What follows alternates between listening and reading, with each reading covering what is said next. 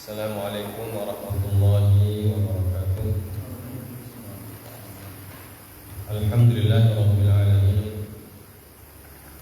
Wal 'aqibatu lil muttaqin wa la 'udwana illa 'alal zalimin.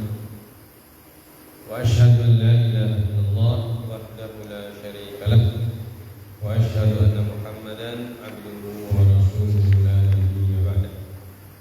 Allahumma shalli wa sallim wa barik ala nabiyyina Muhammadin sallallahu alaihi wasallam wa ala alihi wa ashabihi wa man tabi'ahum bi ihsanin ila yaumil amma ba'd. Segala puja dan puji serta syukur kita panjatkan kehadirat Allah Subhanahu wa taala, Tuhan seluruh sekalian alam, yang menganugerahkan kepada kita berbagai macam kenikmatan, sehingga pada malam hari ini kembali kita bisa berkumpul bersama, melaksanakan sholat maghrib secara berjamaah, dan insyaallah nanti juga sholat isya secara berjamaah pula. Dan antara maghrib dan isya kita isi dengan sama-sama membaca beberapa poin dari ilmu Allah Subhanahu wa taala. Semoga bacaan kita ini bisa menambah tabungan ilmu kita tentang syariat Allah Subhanahu wa taala. Salawat dan salam tak lupa kita sampaikan kepada Nabi junjungan alam semesta, Nabi Muhammad sallallahu alaihi wasallam, serta para keluarga dan sahabat-sahabatnya yang setia mendampingi perjuangan beliau dan melanjutkan perjuangan beliau untuk menyebarkan agama Islam. Jamaah sekalian dimuliakan oleh Allah Subhanahu wa taala. Nah, kita lanjut kembali pelajaran kita tentang hukum qisas, atau tentang kaidah-kaidah, aturan-aturan dalam pelaksanaan hukum qisas. Yang terakhir, poin yang terakhir kita sebutkan pekan lalu adalah mata yakunul qisas. Kapan qisas bisa dilaksanakan? Yaitu ketika pelaku sudah divonis bersalah dengan bukti-bukti yang kuat, kemudian keluarga korban tidak ada yang memaafkan walaupun hanya satu orang, dan keluarga korban itu sudah mencapai usia balik semuanya, tidak ada yang masih kecil dan tidak ada yang gila, atau tidak ada yang berada di luar tempat tersebut, semuanya hadir di tempat pelaksanaan itu, dan mereka sepakat untuk melaksanakan hukum qisas, baru bisa dilaksanakan. Poin selanjutnya, bima yakunul qisas. Kalau tadi waktunya sudah ada, waktunya sudah sepakat, tidak dimundurkan lagi. Pertanyaan selanjutnya, pelaksanaan qisas itu digunakan dengan alat apa? Atau dengan cara bagaimana qisas itu dilaksanakan? Ya. Kita baca dulu kitabnya. Al-aslu bil qisasi an yuqtala al-qatil bittariqati allati qatala biha, lianna dhalika muqtada al-mumathalati wal musawat, illa an yaqula ta'dhibuhu bidzalik fayakunu as-sayfu lahu arwah, wa lianna Allah ta'ala yaqul faman i'tada 'alaykum fa'tadu 'alayhi bimithli ma i'tada 'alaykum. Wa yaqulu 'azza wa jalla wa in 'aqabtum fa'aqibu bimithli ma 'uqibtum. Artinya pada asalnya qisas dilaksanakan dengan mengeksekusi pelaku dengan cara dia melakukan pembunuhan tersebut. Jadi pada asalnya hukuman qisas itu dilakukan dengan cara sebagaimana orang itu melakukan tindakannya. Jadi kalau dia pakai pisau, ya pakai pisau. Kalau dia pakai benda tumpul, pakai benda tumpul. Kenapa? Li'anna dzalika muqtada al-mumatsalati wal musawah. Karena hal yang demikian itu adalah konsekuensi dari al-mumatsalah. Mumatsalah itu artinya persamaan, wal musawah. Jadi harus sama dan setara. Jadi cara mengeksekusi pelaku qisas itu harus sama dan setara dengan perbuatannya atau dengan cara dia melakukan perbuatan tersebut. Kecuali apabila ta'dzibu an yaqula ta'dzibu bidzalik. Kecuali kalau penyiksaannya akan berlangsung lama. Fada fayakunu sayfu lahu arwah. Maka pedang lebih baik untuk digunakan karena dia lebih arwah. Arwah itu artinya lebih apa? Lebih membuat dia tidak lama tersiksa. Ini pada asalnya. Jadi pada asalnya kalau orang itu dihukum qisas, maka cara menghukumnya sesuai dengan cara dia melakukan perbuatan tersebut. Kecuali kalau penghukuman itu dia menyebabkan orang itu tersiksanya lama. Contohnya seperti apa? Disiksa dengan cara lama. Misalnya dikasih minum racun, ya. Tapi racun itu tidak langsung mematikan, tapi dia menyiksa juga.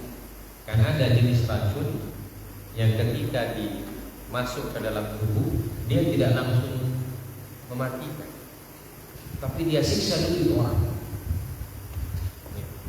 Nah, kalau rasa siksanya itu lama, lebih lama, maka dalam buku disebutkan lebih baik dikisos dengan pedang. Ya, karena itu membuat penyiksaannya tidak terlalu lama.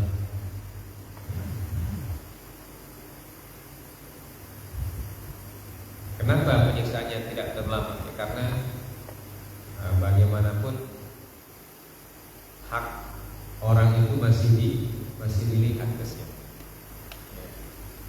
Karena menghilangkan nyawa orang itu tidak main-main atau tidak gampang. Ya.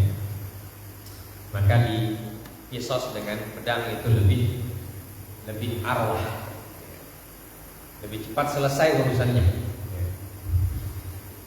Dalilnya apa? Pertama, firman Allah Subhanahu wa taala dalam Quran surah Al-Baqarah ayat 194. Faman i'tada 'alaihi fa'tadu 'alaihi bimithli ma i'tada 'alaihi. Maka siapa yang melakukan kezaliman, menganiaya, ya, maka siapa yang menganiaya kalian, kalau dihukum, maka i'tadu 'alaihi, maka aniayalah dia bimit lima tadai, sebagaimana dia menganiaya kalian. Jadi di sini ada istilah mumatsalah atau persamaan, supaya istilah kita itu supaya satu-satu gitu, draw, istilahnya draw dalam tanda kutip ini, ya, supaya apa yang dia rasakan itu sama dengan orang yang korban rasakan. Apa yang dia rasakan ketika mati sama dengan yang korban rasakan ketika dia membunuh korban tersebut. Ya. Makanya kata Allah, barang siapa yang menganiaya kalian, maka aniayalah dia sebagaimana dia menganiaya kalian. Jadi harus tata caranya harus. Dan dalam ayat yang lain Quran surah An-Nahl ayat 126 Allah berfirman, wa in aqabtum fa'aqibu bimithli ma 'uqibtum bihi. Dan apabila kalian menghukum atau dihukum, apabila kalian menghukum, fa'aqibu, maka hukumlah bimithli ma 'uqibtum, dengan apa yang semisal dengan apabila kalian dihukum. Jadi kalau menghukum itu harus sesuai dengan perbuatan. Jadi jangan menghukum orang tidak sesuai dengan perbuatannya. Maka qisas pun demikian. Kalau dia melakukannya dengan alat tertentu, maka dihukum juga dengan alat tersebut atau yang semisal. Wa akhrajal Baihaqi min haditsil Bara anna Rasulullah sallallahu alaihi wasallam man gharradna lahu wa man harraqna wa man gharradna. Hadis riwayat Imam Al-Baihaqi. Artinya apa? Man gharradna lahu. Barang siapa yang gharrada itu menjadikan orang sebagai sasaran anak panah, maka kami jadikan dia sebagai sasaran anak panah. Ya, ada orang yang diikat, ya, dibunuh dengan cara diikat, kemudian dijadikan sebagai sasaran anak panah. Jadi diikat dia di pohon kelapa itu, baru dari sini dia pelakunya itu dia tembak dengan anak panah. Itu namanya gharradna. Ya, dari kata ghar itu artinya tujuan. Tujuannya sebagai apa? Sebagai sasaran anak panah. Bisa anak panah, bisa dengan senjata yang lain. Ya, bisa tombak. Nah, kalau sekarang pistol atau apalah. Yang penting orang itu dijadikan sebagai sasaran. Atau bisa juga bukan dengan senjata tapi tangan, dijadikan sebagai sansa. Ada orang diikat kemudian dijadikan sebagai sansa sampai dia meninggal. Na'udzubillahi min dzalik. Maka kata Rasulullah, gharradna, maka hukumannya dengan cara dijadikan juga dia sebagai sasaran seperti apa yang dia lakukan. Kalau dia menjadikan orang sasaran anak panah, maka dia dijadikan sasaran anak panah. Kalau dia dijadikan sebagai sasaran tombak, maka dia juga dijadikan sebagai sasaran tombak. Jadi yang penting dia sama model perbuatannya dengan hukumannya itu. Wa man harraqna, dan siapa yang membakar, kami bakar juga. Artinya kalau dia bunuh orang dengan cara dibakar, ya, maka qisasnya juga dengan cara dibakar. Walaupun nanti ada hadis lain yang memberikan bantahan atau memberikan bukan bantahan, nas atau opsi yang lain. Wa man gharraqa gharraqna. Siapa yang menenggelamkan, maka kami tenggelamkan juga. Jadi dia membunuh orang dengan cara ditenggelamkan. Ya, itu ada orang yang biasa diikat batu di badannya, baru dilempar ke laut. Nah itu kan otomatis meninggalnya, karena batu kan berat. Dikasih beban, diikat jadi batu, kemudian dilemparkan ke laut, atau dilemparkan ke sungai atau di mana, jadi tenggelam. Atau bahasa terang ton, ya. Ton jadi kalau ditenggelamkan di bak air misalnya, maka dia juga dibikin seperti itu. Waman gharraqa gharraqna. Siapa yang menenggelamkan, maka kami tenggelamkan. Nah ini hadis yang pertama, yang mendukung ayat. Kemudian hadis yang selanjutnya yang kita sudah baca lalu, wa qad raddaha Rasulullah sallallahu alaihi wasallam al-yahudiyya bihajarin kama raddaha huwa ra'sal mar'ati bihajarin. Rasulullah sallallahu alaihi wasallam menghukum seorang Yahudi dengan cara raddah. Raddah itu artinya dipukul kepalanya dengan batu. Jadi batu itu dibuat di tengah, kepalanya dibuat di tengah, baru batu dua pukul. Kenapa? Kama raddaha huwa ra'sal mar'ah. Karena dia membunuh seorang wanita dengan cara seperti ini. Ini orang Yahudi. Jadi Rasulullah menghukum dia sebagaimana yang dia lakukan. Wa qad qayyada ulama hadza bima idza kana as-sabab alladhi qatala bihi yajuzu fi'luhu. Fa idza kana la yajuzu fi'luhu kaman qatala bis-sihri fa innahu la yuqtal bihi li'annahu muharram. Wa qala ba'du asy-syafi'iyyah idza qatala bi ijaril khamri fa innahu yu'jaru bil khalq. Wa qila yasqutu i'tibarul mumadah. Dan para ulama memberikan kaidah ya, dalam proses pelaksanaan qisas ini. Mereka buat qaid atau buat batasan bahwa ya, tata cara pelaksanaan qisas itu harus disamakan dengan cara dia membunuh korbannya. Kecuali dia membunuh dengan cara yang diharamkan, maka dia tidak dibunuh dengan cara yang sama. Seperti apa? Orang membunuh orang lain dengan sihir,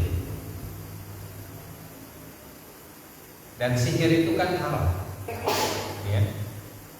Sihir itu haram. Maka ketika dihukum, dia tidak boleh disihir. Karena tentu kalau yang menghukum itu kan pihak berwajib ya, pihak berwenang. Dan pihak berwenang itu kan orang yang berilmu. Dan ketika diqisas dia, orang tersebut tidak mungkin dia mengqisas pakai sihir. Dan apabila mungkin, itu pun tidak boleh, karena sihir itu haram hukumnya dilaksanakan oleh seorang mukmin. Ya, karena pelaku sihir itu disebutkan di dalam hadis Nabi, ijtanibu as-sab'al mubiqat. Jauhilah oleh kalian 7 perkara yang membatalkan keislaman, kata para ulama. Yang pertama syirik, yang kedua sihir. Jadi sihir itu bisa membatalkan keislaman seseorang. Maka kalau menghukum dengan sihir, otomatis kita melakukan hal yang haram, itu tidak boleh. Jadi tidak boleh. Jadi ini kaidahnya oleh para ulama dibuat bahwa orang yang dihukum qisas itu dihukum dengan cara dia melakukan perbuatannya, kecuali apabila dia melakukan perbuatan tersebut dengan cara yang diharamkan oleh Allah Subhanahu wa ta'ala. Dan berkata sebagian ulama Syafi'iyah, apabila dia membunuh biijaril khamri, dia membunuh dengan menggunakan khamar. Dia kasih minum orang khamar sampai mati, maka itu juga tidak dihukum dengan khamar, karena minum khamar itu dosa, ya, haram. Maka fa'innahu yu'jaru bil khalbi, maka hukumannya apa? Dikasih khal. Khal itu cuka. Karena khal dan khamar itu, cuka dan khamar itu dia punya bahan baku sama, bahan bakunya sama. Tapi khal itu tidak memabukkan, sedangkan khamar itu memabukkan. Ya, khal itu cuka. Nah, cuka itu tidak memabukkan, tapi bahan bakunya sama atau dibuat dari bahan yang sama. Maka kalau orang itu membunuh orang dengan memberikan orang itu minuman khamar sampai dia mati, maka ketika dia diqisas tidak bisa dia dikasih khamar, ya, karena khamar itu haram dikonsumsi. Maka diganti khamarnya dengan yang lain yang bahannya sama, yaitu cuka. Wa qila yasqutu i'tibarul mumatal. Dan ada yang mengatakan bahwa ketika orang itu melakukan tindakan kriminal dengan cara-cara yang haram atau dengan alat-alat yang haram, maka saat itu hukum persamaannya dihapuskan. Ya, hukum persamaannya dihapuskan. Artinya dia tidak boleh dihukum dengan cara dia melakukan perbuatan kriminalnya. Ya, seperti tadi, kalau dia membunuh orang dengan sihir, maka mumasalah atau persamaannya itu hukumnya gugur. Jadi tidak harus sama. Maka bagaimana caranya dipraktekkan? Dipraktekkan itu dengan apa? Dengan pedang. Ya. Jadi diqisas dengan pedang. Ya. Dipancung istilah kita. Ya, dipancung dengan pedang. Ya, karena dia membunuh orang dengan sihir atau membunuh orang dengan cara memberikan minuman khamar, atau sekarang dengan cara apa? Diberikan obat-obatan terlarang, ya, narkotika, atau diberikan obat sampai overdosis, ya. Obat-obat yang biasa digunakan untuk sebab kita mendapatkan kesembuhan, obat dari sakit. Tapi kalau lewati batas itu kan disebut overdosis. Nah, orang overdosis itu bisa mati. Misalnya dia dikasih minum apa?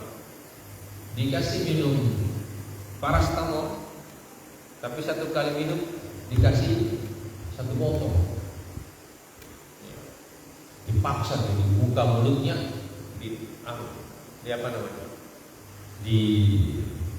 dipaksa dia untuk makan itu obat. Nah, itu bisa mati lah. Makanya obat-obatan itu kan mengkonsumsinya tidak boleh tidak boleh kita konsumsi tanpa aturan atau resep. Harus ada resep dokter. Karena setiap penyakit itu punya obat tersendiri. Dan itu yang tahu dokter. Makanya orang demam, sama-sama demam, biasanya ada obatnya yang beda. Ini demam, ini demam. Tapi ketika dikasih diperiksakan ke dokter, ternyata ini demamnya bukan DP sebab dengan yang sana beda. Karena demam itu kan reaksi tubuh kita, ya. Salah satu indikasi atau salah satu ciri-ciri kita sedang sakit. Tapi sakit kita itu bisa beda. Tapi dampaknya sama, demam. Makanya kalau dokter itu, kalau ini satu demam, dia kasih obat yang begini. Kalau orang lain datang demam, dia kasih obat. Misalnya obat malaria, ya, dengan obat obat DBD, demam berdarah dengan malaria, sama-sama nyamuk. Penyebabnya sama-sama nyamuk, tapi ada nyamuk malaria, ada nyamuk DBD. Biasanya dikasih obat berbeda. Nah, itu obat. Makanya obat itu kalau diminum dia harus pakai resep dokter atau resep orang yang paham di bidangnya. Tapi kalau kita itu biasanya kalau di kampung, ya, kalau kita demam kita tanya sama teman, kamu kalau demam minum apa? Dia bilang minum obat itu. Kalau gitu kita juga minum obat itu. Padahal belum tentu sama dengan kayak sakit. Makanya ketika dia cepat sembuh, dia tidak sembuh. Dia komplain sama temannya, ngana bilang obat ini yang ngana minum pas demam. Kenapa kita minum tidak sembuh? Berarti dia punya penyakit beda. Ya. Penyakitnya beda, tapi dampaknya sama. Demam sama-sama demam. Nah itu kalau dikasih minum satu botol satu kali dipaksa begitu, mati dia, ya kan? Mati. Nah, sebenarnya tadi. Ya. Waqila yasqutu i'tibaru mumatan, dan ada yang mengatakan maka pada saat dia melakukan pembunuhan dengan cara-cara yang diharamkan oleh Allah, maka ketika itu hukum persamaan antara perbuatan dan hukuman itu dibatalkan, maka diganti dengan yang lain yang dibolehkan oleh syariat. Dan biasanya yang digunakan wara'al ahnaf wal hadawiyah annal qisas la yakun illa bis-sayf. Ini pendapat yang selanjutnya. Menurut pendapat mazhab Hanafi dan mazhab Al-Hadawiyah, bahwa qisas tidak dilakukan kecuali dengan pedang. Jadi dalam pendapat ini semua bentuk qisas hukumannya itu pedang. Karena apa? Karena yang dilihat dalam hukuman adalah bentuk hukumannya, bukan alat untuk menghukumnya. Paham?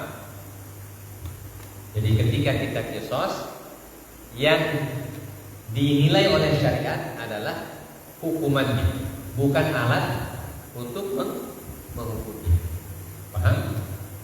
Jadi orang itu membunuh dengan cara apa saja tidak dilihat dari alat itu, ya. Tapi ketika dihukum dia, maka dihukum dia dengan pedang saja. Kenapa?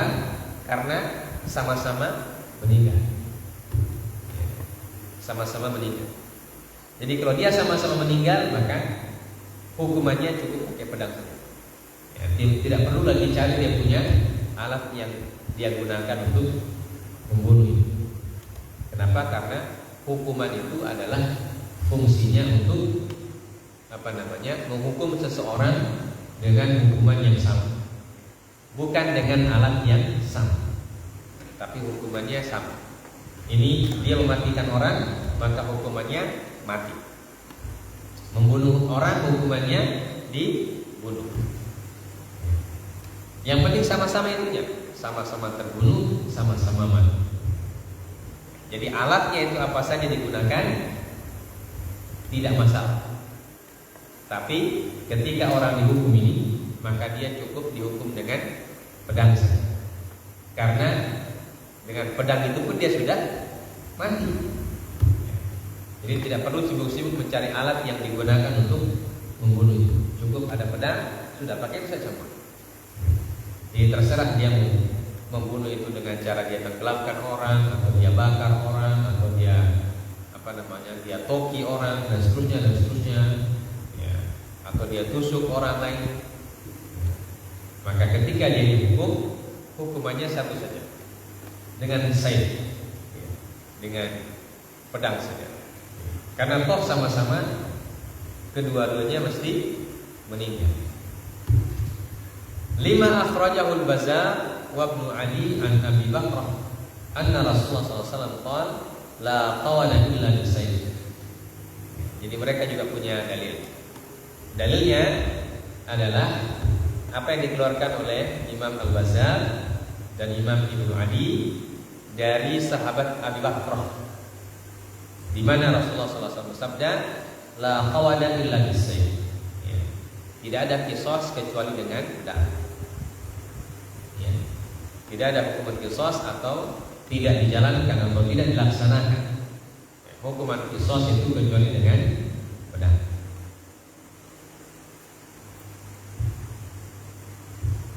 Ini dalil yang pertama. Dalil yang kedua, mereka menggunakan hadis sabda Rasulullah SAW, "Idza qataltum fa ahsinu al-qitlah wa idza dabahtum fa ahsinu ad-dibha."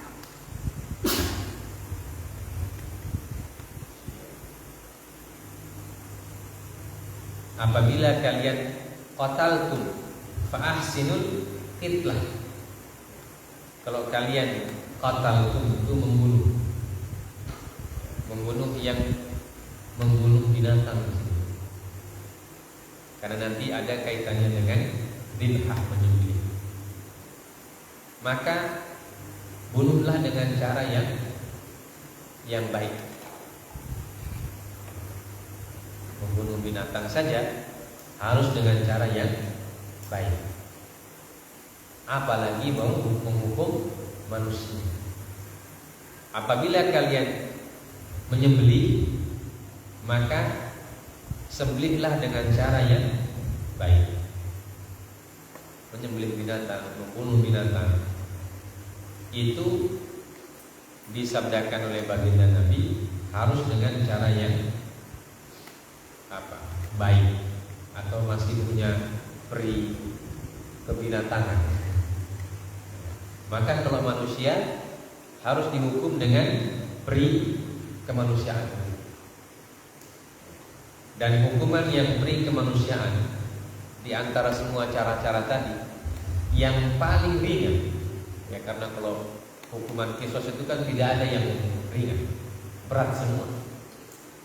Ya, mau dihukum pakai batu, mau dihukum pakai bakar, mau dihukum pakai ditenggelamkan, semuanya itu mengerikan. Ya. Maka yang paling ringan dari yang berat itu pakai pedang. Ya. Karena kalau pakai pedang begitu, satu kali selesai. Tidak lama dia sakarat. Ya. Kalau ditenggelamkan lama dia sekarat.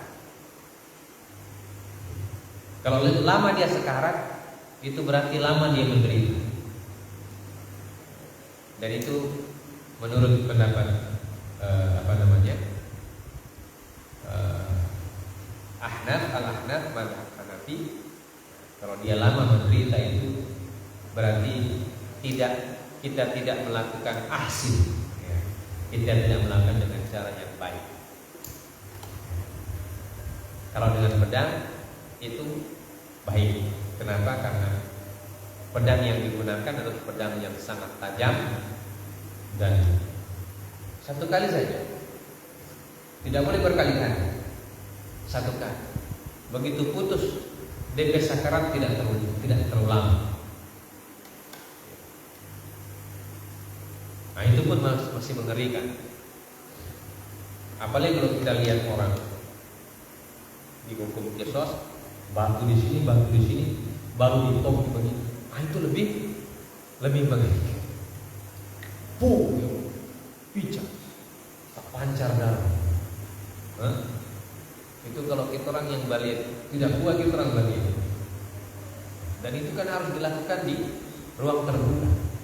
Kalau kisos itu nanti di ruang terbuka dia, tidak boleh di ruang terbuka. Dan disaksikan oleh orang. Supaya apa? Supaya menjadi efek jerah. Memang tujuan kisos itu untuk apa? Kasih tahu orang, supaya orang tidak pikir itu yang perbuatan itu. Maka hukumannya dikasih ngeri, ya, supaya orang ketika mau melakukannya itu berpikir, nanti kita dihukum dengan cara seperti ini, ngeri. Makanya kalau orang Arab bakal lain begini, ke tangan di belakang, baku veto, tapi tangan di belakang. Karena kalau maju sedikit, dihukum dengan cara yang sama, ya, dihukum dengan cara yang sama. Mereka macam orang main sepak bola, kalau ada tendangan bebas, tangan kalau kena tangan jadi handsball, ya kan? Pegang tangan, dia menghalangi bola, dia halangi dengan kaki atau dengan kepala atau dengan perut. Yang penting jangan dengan tangan. Karena kalau tangan jadi handsball. Nah begitu juga dalam misalnya, ya, permisalannya seperti itu. Nah kalau orang Arab itu kalau bakalnya begitu, dengan tangan di belakang. Soalnya kalau tangan dibuka melayang begitu, dapat hukuman itu. Ya, dapat hukuman sesuai dengan layangan tangan. Kena pipi. Kalau ini kena di pipi berarti dia mau dihukum karena di pipi juga. Nah ini dalilnya Imam mazhab Hanafi. Walaupun dijawab oleh para ulama, jumhur ulama dengan pendapat yang pertama, jawaban pertamanya terhadap hadis Abi Bakrah itu, mereka mengatakan hadis Abi Bakrah itu sanad-sanadnya semuanya dhaif. Semuanya lemah, ya. Sedangkan hadis-hadis yang kita sebutkan sebelumnya lebih kuat. Maka kalau ada hadis yang lebih kuat, maka hadis yang lebih lemah tidak bisa menandingi, tidak bisa mengimbangi. Itu jawaban yang pertama.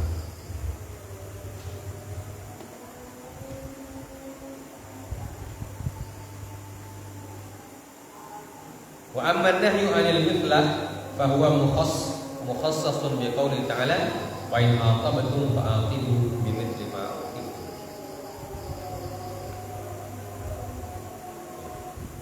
Sedangkan hadis ya tentang al-mithlah ya, itu dikhususkan oleh ayat yang tadi kita baca. Jadi menyembelih itu tidak sama dengan membunuh. Kalau menyembelih itu kan harus dengan cara yang baik. Kenapa? Karena menyembelih itu ibadah. Kita menyembelih ayam, ini ibadah. Menyembelih kambing, menyembelih sapi itu ibadah. Karena kita gunakan untuk makan. Tapi kalau membunuh kan bukan ibadah. Gitu. Siapa bilang membunuh ibadah? Membunuh orang ibadah? Tidak bisa. Maka kata mereka tidak bisa disamakan antara menyembelih hewan yang mau kita makan dengan membunuh orang. Kalau menyembelih hewan, ya kita harus pakai aturan yang jelas dengan cara yang baik. Kenapa? Karena yang kita mau sembelih ini binatang yang kita mau makan, yang kita mau konsumsi. Tapi kalau orang dihukum karena dia membunuh orang dengan cara yang keji, maka supaya kejinya sama, maka dia dihukum dengan cara yang sama. Nah, ini bantahannya. Jadi penulis kitab ini, kalau kita lihat tulisan beliau ini, maka beliau menguatkan bahwa hukuman qisas itu dilakukan sesuai dengan cara dia berbuat. Tentu ada dalilnya tadi berdasarkan 2 ayat Al-Quran, kemudian 2 hadis Nabi SAW.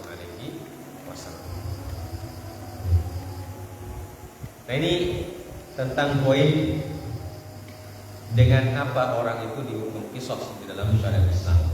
Ya, sekali lagi, pada asalnya orang itu diqisas dengan cara dia melakukan pembunuhannya, kecuali kalau dia membunuh itu dengan cara yang diharamkan oleh Allah, yaitu seperti dengan sihir atau dengan memberikan orang minum khamar sampai mati.